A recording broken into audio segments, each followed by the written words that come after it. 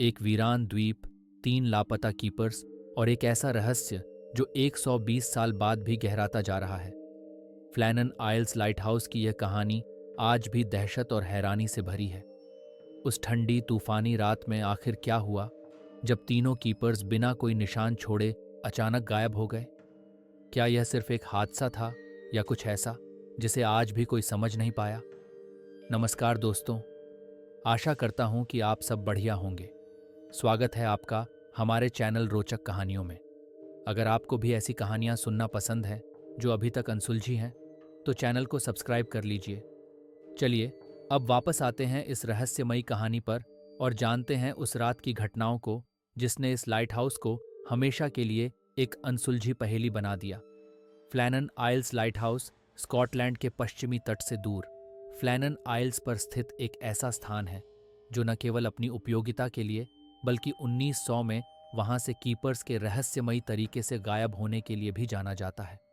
ये 75 फीट ऊंचा light house, जिसे डेविड एलन ने नॉर्दर्न लाइट हाउस बोर्ड के लिए डिजाइन किया था, 1995 से 1999 के बीच जॉर्ज लॉसन के निर्देशन में तैयार किया गया था। इसमें इमारत, लैंडिंग स्थान, सीढ़ियाओं और रेलवे ट्रैक शामिल थे।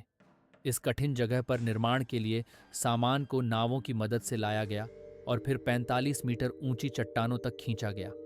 यह लाइट हाउस पहली बार 7 दिसंबर 1999 को जलाया गया था और इसके पास एक विशेष रेल ट्रैक बनाया गया था जिसका इस्तेमाल कीपर्स के लिए सामान और लाइट के लिए ईंधन को ऊंचाई पर पहुंचाने के लिए किया जाता था। यह रेल ट्रैक एक छोटे भाप इंजन से चलता था, लेकिन समय के साथ तकनीक में परिवर्तन होते गए।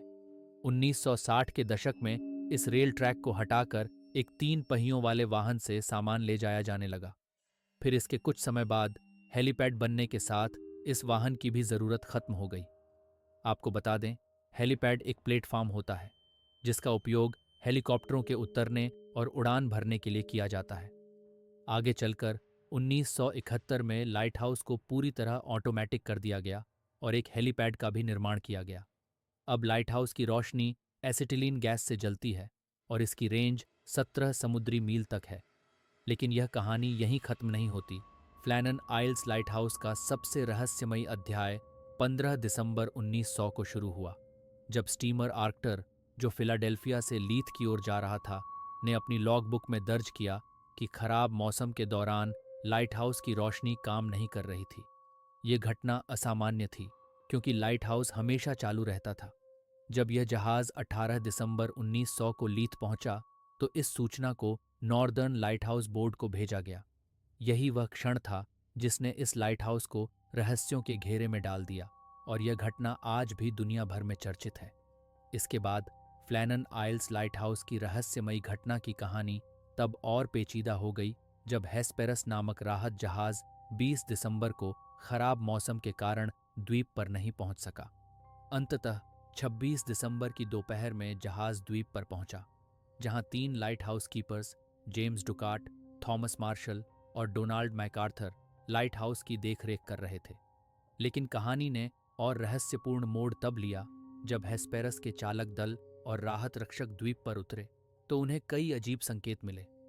झंडे का पोल खाली था, सामान्य राशन के बक्से भी नहीं रखे गए थे और सबसे आश्चर्यजनक बात यह थी कि लाइट हाउस के रखवाले उनका स्वागत करने के लिए मौजूद नहीं थे। कप्तान जिम हार्वी ने स्थिति को भांपते हुए सीटी बजाई और सिग्नल फ्लेयर चलाया, लेकिन कोई जवाब नहीं मिला।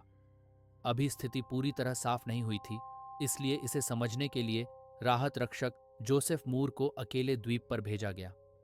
मूर ने जब लाइट हाउस का निरीक्षण किया तो उन्होंने पाया कि प्रवेश द्वार और मुख्य दरवाजा बंद था, बिस्तर बिछे नहीं थे और घड़ी भी रुकी हुई थी। यह स्पष्ट था कि कुछ अजीब घटा था। मूर ने इस अजीब स्थिति की जानकारी वापस लैंडिंग पर जाकर दी और फिर हेस्पेरस के दूसरे साथी और एक नाविक के साथ लाइट हाउस की ओर लौटे। जांच के दौरान जो सामने आया उसने इस घटना को और भी रहस्यमय बना दिया। जांच से पता चला कि लैंप साफ और भरे हुए थे।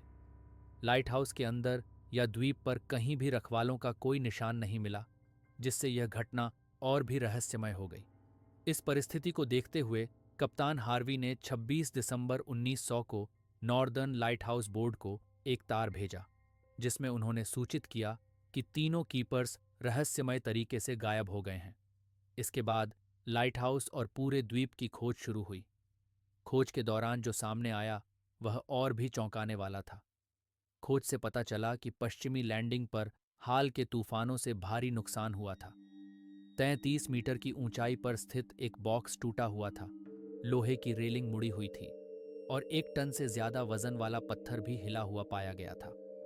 इसके अलावा 60 मीटर की ऊंचाई पर चट्टान के ऊपर घास उखड़ी हुई थी, जो यह दर्शाता था कि यहाँ कुछ बड़ा हुआ था। इस घटना की आधिकारिक जांच के लिए 29 दिसंबर 1900 को रॉबर्ट मुइरहेड, जो नॉर्दर्न लाइट हाउस बोर्ड के सुपरिंटेंडेंट थे, वहां पहुंचे। उन्होंने तीनों गुमशुदा रखवालों को खुद ही नियुक्त किया था और उन्हें अच्छी तरह से जानते थे। मुइरहेड ने लाइट हाउस में छोड़े गए कपड़ों की जांच की और निष्कर्ष निकाला कि 2 लाइट हाउस कीपर्स, डुकाट और मार्शल पश्चिमी लैंडिंग स्टेज तक गए थे, जबकि मैकार्थर भारी बारिश में बिना जैकेट के बाहर निकल गए थे। आगे की जांच में मुइरहेड ने यह भी पाया कि जो व्यक्ति आखिरी बार लाइट हाउस से बाहर गया था, उसने नॉर्दर्न लाइट हाउस बोर्ड के नियमों का उल्लंघन किया था। उनकी जांच के अनुसार 15 दिसंबर की रात के खाने तक तीनों व्यक्ति ड्यूटी पर थे। फिर वे रस्सियों के बक्से को सुरक्षित करने के लिए गए, जो समुद्र तल से 110 फीट ऊपर एक चट्टान की दरार में रखा था। तभी एक बड़ी लहर चट्टान के ऊपर से आई और अपनी जबरदस्त ताकत से तीनों को बहा ले गई। लेकिन कहानी यहीं खत्म नहीं होती, क्योंकि यह स्पष्ट नहीं है कि इस थ्योरी से उनके परिवारों को तसल्ली हुई या नहीं। उनके परिवारों का मानना था कि उनके साथ कुछ और हुआ है। इस रहस्यमयी घटना ने एक और मोड़ तब लिया जब किसी भी शव का कभी पता नहीं चला, जिससे अफवाहों का बाजार गर्म हो गया। उस समय की अखबारों में इस घटना को लेकर कई तरह की अफवाहें फैलने लगीं, जिसने इस घटना को और भी पेचीदा बना दिया।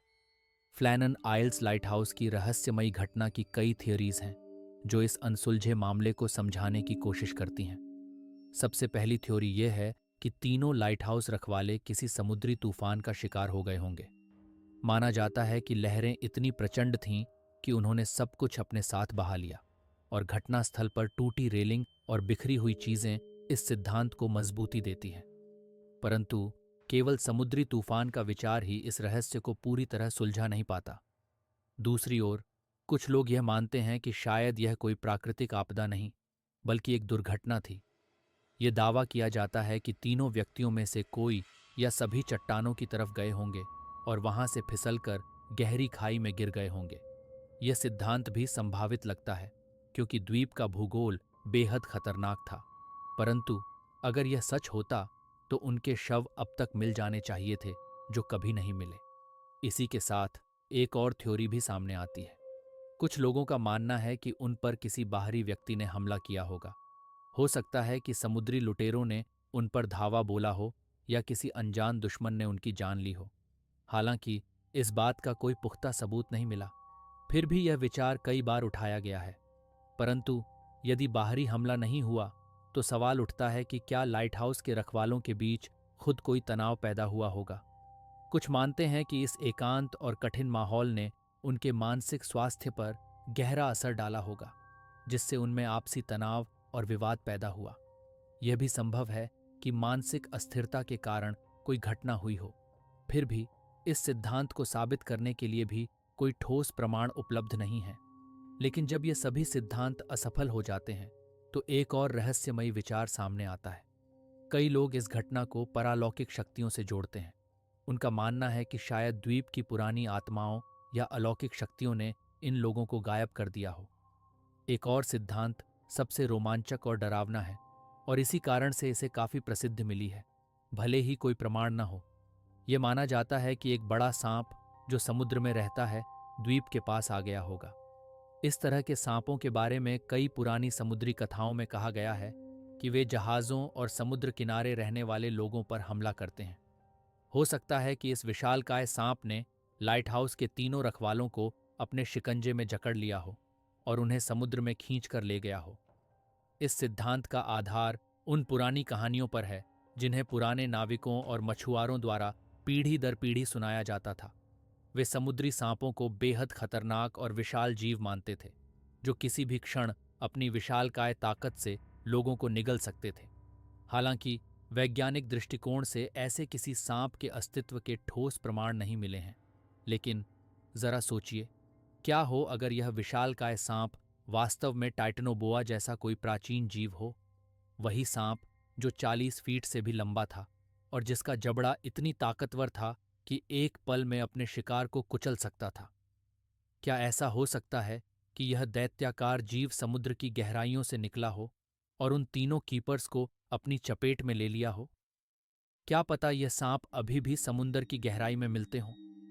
एक अन्य कहानी में यह भी कहा गया कि एक भूतिया जहाज, जिसे Phantom of the seven hunters कहा जाता था, उनके लापता होने का कारण था। इस प्रकार फ्लैनन आइल्स लाइट हाउस का रहस्य कई सिद्धांतों से घिरा हुआ है, लेकिन इनमें से कोई भी इस रहस्य को पूरी तरह से सुलझा नहीं पाया। और यही वो सवाल है जिसने आज तक हर किसी को उलझन में डाला हुआ है।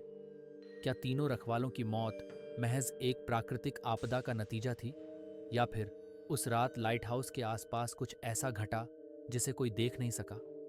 क्या सचमुच कोई भयंकर लहर उन्हें बहा ले गई, या फिर उनके बीच हुआ कोई विवाद उनकी मौत का कारण बना?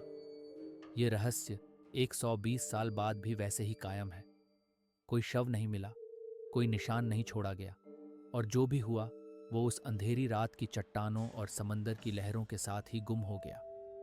फ्लैनन आइल्स लाइट हाउस की यह घटना हमेशा के लिए एक रहस्य बनी रहेगी।